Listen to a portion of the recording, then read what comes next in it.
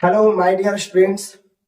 हम आपके लिए लेकर आए हैं पॉलिटेक्निक और पैरामेडिकल के लिए संपूर्ण course physics, chemistry, math, paramedical का जितना भी सिलेबस है सब आपको थ्योरी, ऑब्जेक्टिव, उसके साथ साथ आपको ऑब्जेक्टिव का प्रयास कराया जाएगा। फुल्ली थ्योरी दिया जाएगा, उसके साथ न्यूमेरिकल बताया जाएगा।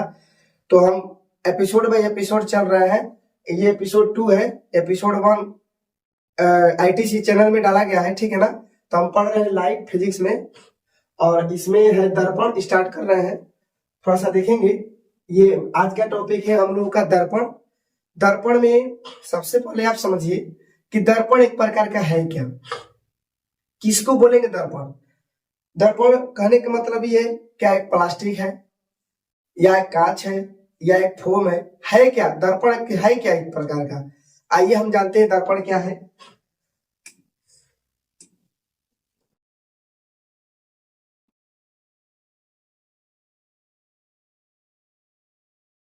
देखिए यहाँ पे दर्पण को ही हम क्या बोलते हैं, आईना। दर्पण को क्या बोलते हैं, आईना। और आईना और दर्पण दोनों का स्पेलिंग होता है मिरर। दोनों को क्या बोला जाता है, मिरर बोला जाता है। थोड़ा सा ध्यान से समझिएगा।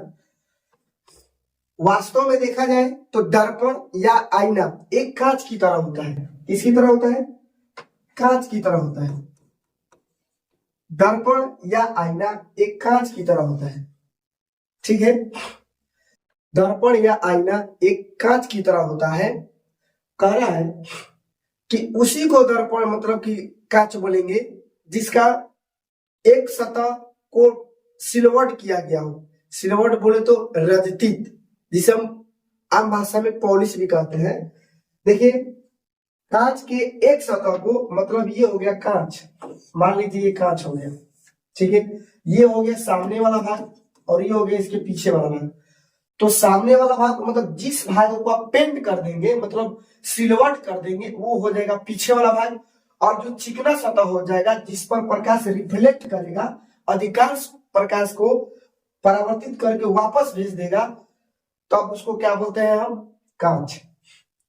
एक भाग या एक सतह पॉलिश किया हुआ रहेगा, सिलवट रहेगा, या इसको बोलते हैं रजतित, और दूसरी सतह चिकना रहेगा, बिल्कुल ऐसे। देखिए यह है कांच। कांच में दो सतह है, ये होगा ये वाला पहला और ये हुआ दूसरा। ये कोई जो नहीं कि पहला दूसरा, यहां पर दिखाएंगे आगे और पीछे। तो देखिए कहने का मतलब कांच है एक प्रकार का आईना। एक में क्या किया जाता है कि रजतित किया जाता है, ठीक है। और इसको रजतित को ही सिल्वर बोला जाता है। सिल्वर के उसके चांदी का लेप चढ़ा दिया जाता है, ठीक है। और लेप चढ़ाने के बाद में इसको लाल या कोई अन्य रंग का क्या किया जाता है, इस पर फिल्म चढ़ा दिया जाता है, पेंट कर दिया जाता है। क्यों, क्योंकि जो सिल्वर रहता है, रजतित किया हुआ रहता है, वो कोई खरोच ना आए। देखिए इसमें उजला कलर का है, इसके अंदर सिल्वर है और सिल्वर के बाद में सिल्वर करने के बाद में इसको पेंट कर दिया गया है। हमने क्या बोला, कभी कभी आपने दर्पण देखा होगा, दर्पण के पीछे का थोड़ा सा लाल पेंट किया रहता है, तो इसमें है व्हाइट।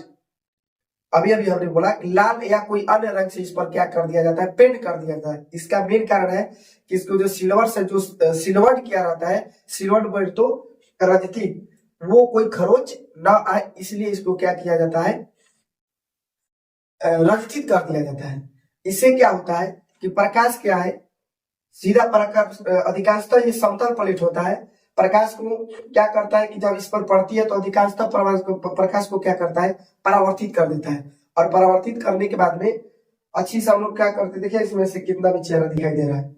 और एक है जिसे मान लीजिए ये भी एक कांच ही है, ठीक है ना। देखिए दोनों प्लेन का चिकना है, इसमें किसी भी प्रकार का रजतित या सिल्वर नहीं किया गया है। तो इसके मुकाबले और इसके मुकाबले आप दोनों में से किसी में भी एक प्रतिबिंब देख सकते हैं, अपना छवि देख सकते हैं। उसमें सबसे ज्यादा दिखाई देगा जिसमें एक वो चिकना सतह है, इसमें भी चिकना सतह है, बट इसमें सिल्वर किया गया है। इसमें क्या किया गया है, देखिए सिल्वर किया गया है, इसमें सिल्वर नहीं किया गया है। अतः इसमें अच्छा से हम लोग अपना छवि देख पाएंगे, इसमें नहीं देख पाएंगे, ठीक है। तो कांच उसी को बोलेंगे जिसमें एक सतह को रचित किया गया हो और दूसरे सतह को मतलब चिकना समतल प्लेट हो या गोली हो, उसे हमको मतलब नहीं है। हम यहाँ पे कांच पढ़ा रहे हैं।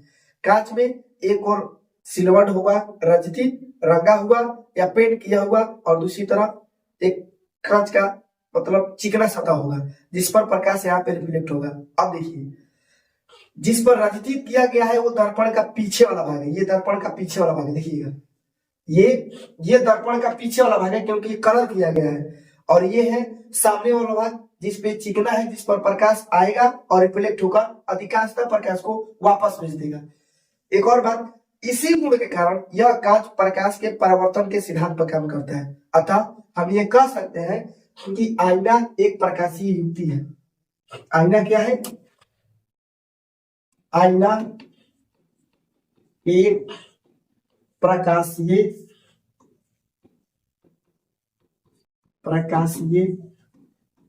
युक्ति है जो प्रकाश के परावर्तन के सिद्धांत पर कार्य करता है। परावर्तन के सिद्धांत पर कार्य करता है। आईना या दर्पण एक प्रकाशीय युक्ति हम कह सकते हैं। अगर ये प्रकाश का रिफ्लेक्ट न करे, परावर्तन न करे, तो ये कोई काम का नहीं रह जाएगा। फिर तो प्लास्टिक का भी बना कैसे दिखा देंगे पीछे कलर करके, नहीं होगा। इसलिए इस एक डिफिनेशन आया, इस प्रकाश का एक गुण आया, इसे सॉरी कांच का एक गुण आया कि कांच या आईना एक प्रकाशीय युक्ति है जो प्रकाश के परावर्तन के सिद्धांत पर कार्य करता है। एक एक नोट्स बनाइएगा और उसको याद कीजिएगा। कंपटीशन लेवल का आपको न्यूमेरिकल एक एक शॉर्ट, इतिहास नहीं लिखाया जाएगा यहाँ पे। जो कंपटीशन लायक है पूरा थ्योरी, प्रत्येक चैप्टर का एक एक टॉपिक को आपको उठाकर डाला जाएगा और डिस्क्राइब के साथ समझाया जाएगा। ठीक है, तो चैनल से जुड़े रहिएगा और अच्छा लगे तो शेयर कीजिए, कमेंट जरूर कीजिए। चलिए अब अगले भाग में चलते हैं।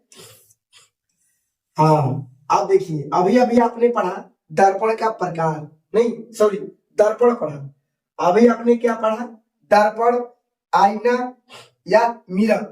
ठीक है भाई, आपने पढ़ा, कोई दिक्कत नहीं। कांच पढ़ा। आप देखिए,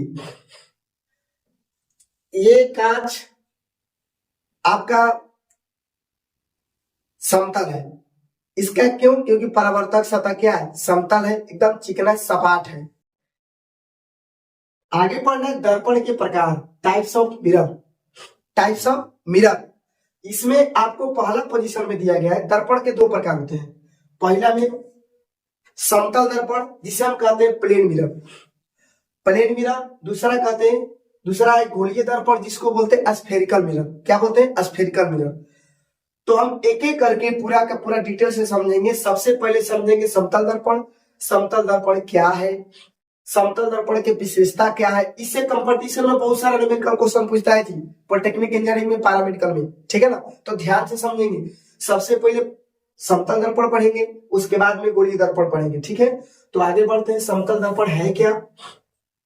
यही तो है समतल दर्पण। देखिए, समतल दर्पण यही तो है, ये देखिए।